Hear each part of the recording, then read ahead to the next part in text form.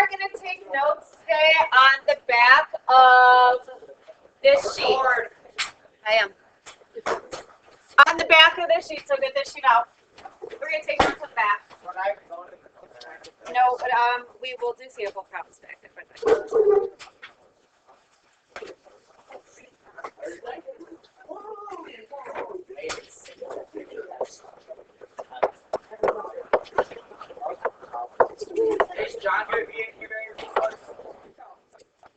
Nobody requested me yet.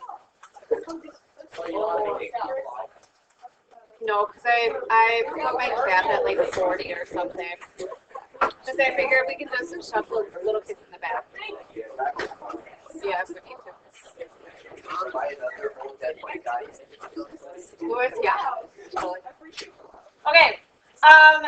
Today, we're going to learn how to draw Lewis structures. Actually, the less you remember about this, the better off you're going to be today. Because in Baby Chem and Honors Chem, we gave you these rules just to like make it easier for you. But those aren't actually the rules. So I'm going to give you a new set of rules. If you don't remember anything, you're going to feel happier. If you like totally remember it, it's going to be contradicting to what you were taught in the first place. So try to keep that in mind. When we draw Lewis structures, we are drawing a flat arrangement of bonded molecules, okay? So we are going to have 5 options calling into focus. There is no element X. I'm just using it as a placeholder for any element. A shape could look like that.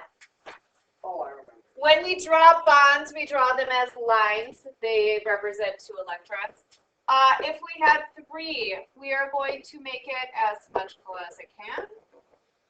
Because remember, electrons are repelling each other, so they would never be like right on top of each other. They'd repel, and if they went this way, they'd be too close this way, so they're going to separate out. If we had 4 bonds, we would draw it like this. Even Steven. If we had 5 bonds, we're going to try to separate out our 5 as best as we can. And if we had 6 bonds, we would do the same thing. Okay? Maybe you should not talk and just concentrate. Okay, so those are the basics of our shapes, and they are up here on these posters as well. If you do remember anything from Honors Chem and Data Chem, you only did these first 3 rows. So really, the only shapes you drew were in the second row here. You just probably didn't realize it. Because anything that's below second row makes shapes like this. So we have from 5 shapes to, I think that's 15 shapes, so you have 2/3 more shapes still to learn. This is going to be memorization for a lot of you. There is some logic to it. I'm going to try to teach you the patterns today. But you just have to know them, and you're going to have to know them within like 2 seconds of looking at it. So that's how good we're going to have to get at it. Okay, so when we draw Lewis structures, we're going to follow these rules. And these rules may be contradictory to what you remember if you remember from Honors Chem. Please forget those rules and follow these rules. 1. The first rule is carbon, nitrogen, oxygen, and fluorine are the only ones that will always follow the octet rule. That's where I'm going to say it, don't say it. So you'll say it wrong. The octet rule, octet means 8. The octet rule means that they can hold a maximum of 8 electrons. The only 4 elements on the entire periodic table that follow that rule are carbon, nitrogen, oxygen, and fluorine. Anything 3rd row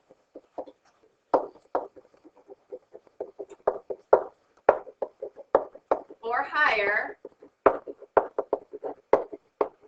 can, it doesn't have to, exceed the octet rule. That means that it's going to have greater than 80 electrons. It's going to try to follow the octet rule first, but it doesn't have to. Hold on. Go put your hand down. The third rule is boron and beryllium are electron deficient, which means they're going to either be 2 or 4 or 6 electrons. So they go under the octet rule. Carbon, nitrogen, oxygen, fluorine follow the octet rule. Everybody else goes bigger than the octet rule. And lastly, hydrogen follows the duet rule. Duet means 2. So hydrogen, no matter what, can only have 2 electrons. Okay? We're going to learn by doing examples today. So in the back of your PowerPoint packet are some sample problems. Please get those out. PowerPoint packet in the back.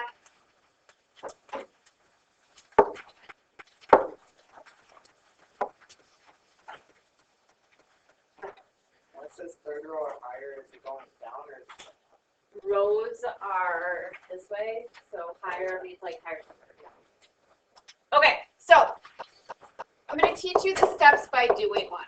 Okay, the first one we're going to do is HF. Step 1 when we draw Lewis structures is we need to add the valence electrons.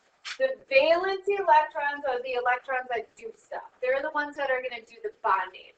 The shortcut to finding valence electrons is just look at the group number.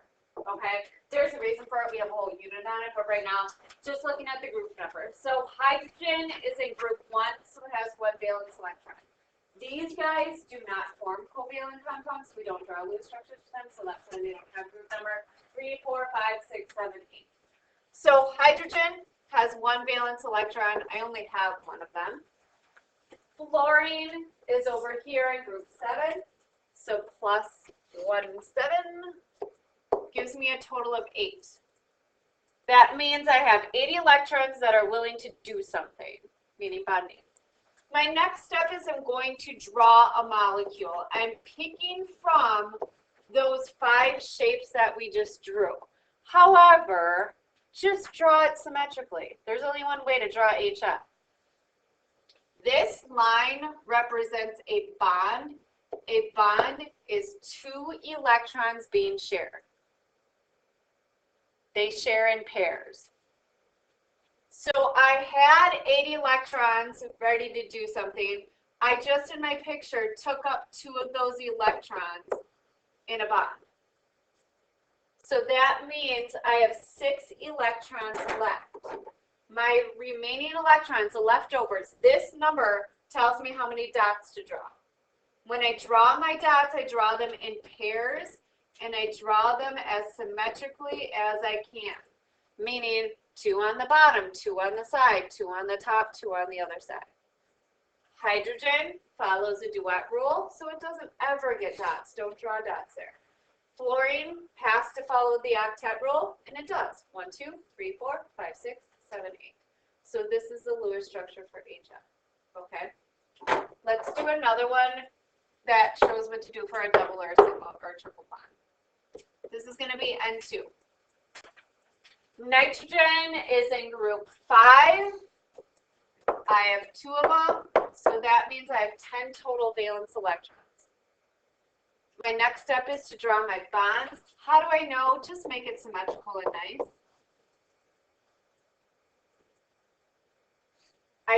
Of those 10, I used up 2 in that bond that I drew, so that means I have 8 dots to put. I have to put 8 dots. It's not magic. They don't just disappear. Watch what I'm going to do. You don't do this, just watch me. 1, 2, 3, 4, 5, 6, 7, 8. The reason why that is not correct is because nitrogen has to follow the octet rule. That everybody has to at least follow the octet rule. And right now it only has 4. So what that means, the trick I teach the babies, and you're welcome to use it, is the number of naked spots. See how that's naked, it's missing? This is naked, it's missing, is how many extra bonds to draw. It always works out that way.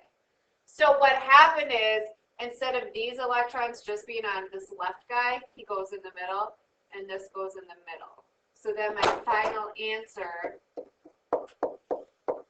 nice and symmetrical.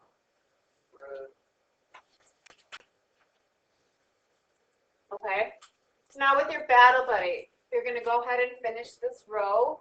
If you get it done and you're feeling good, go ahead and do number 3.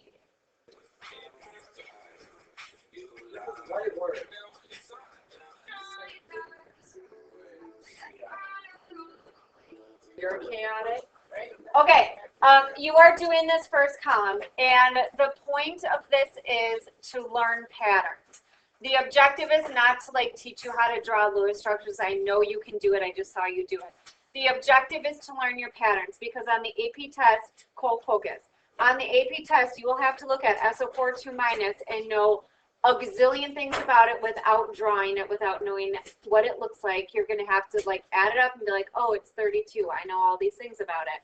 So this is set up, I know, this is set up in a pattern. You're going to learn 5 patterns while doing all of these. Your point is to do the first one. So this first one adds up to 32. Draw it. The second would be like, oh, it adds up to 32 as well. It must be the same thing. And then third one adds up to 32. Now you don't have to count dots. You can just draw it. Okay? So it goes through in order based on pattern. And then just to remind you of a couple of other rules we have there. So you have to do this first column, because tomorrow we're going to learn the shape column. You do not want to get crazy. Okay? Ready? Thursdays are retakes, right? Go. Yes.